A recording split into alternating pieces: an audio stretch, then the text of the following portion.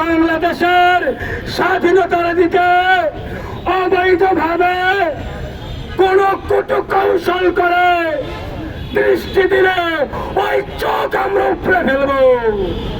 বাংলাদেশকে একটি স্বাধীন অর্থনৈতিক মানদণ্ডে দাঁড় করাতেই হবে। ভারতের এই বাংলাদেশ নিয়ে ভারতের একটি প্রজেক্ট রয়েছে। 47 সাল থেকে প্রজেক্ট হলো কি আপনারা কি জানেন? প্রজেক্ট হচ্ছে বাংলাদেশের সিংহভাগ মানুষ যাকে পছন্দ করে তাকে খুন করে ফেলতে হবে।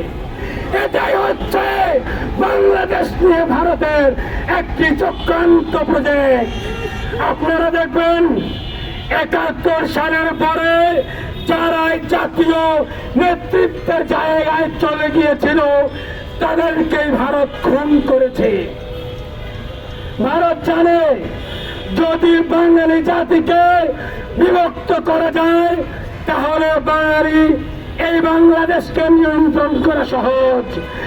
আর যদি বাংলাদেশ ঐক্যবদ্ধ থাকে তাহলে বাংলাদেশকে নিয়ে হাডুডু ফুটবল খেলা যাবে না। এটা ভারত ঠিক মতোই জানে। এই কারণে ভারতের কৈটিল্য শাস্ত্রের একটি সূত্র হচ্ছে প্রতিবেশীর সাথে ঝগড়া করো, দূরের মানুষের সাথে ভালো সম্পর্ক রাখো।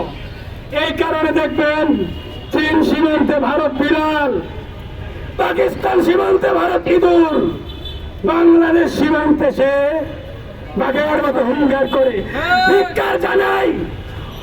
ওই ভারত নাকি পৃথিবীর মধ্যে ৪র্থতম সামরিক শক্তি অর্জনকারী। ওই সামরিক শক্তির উপরে তুতু ফেলি যারা বাংলাদেশের মতো রাষ্ট্রের দিকে আগ্রাসন চালাতে চায়।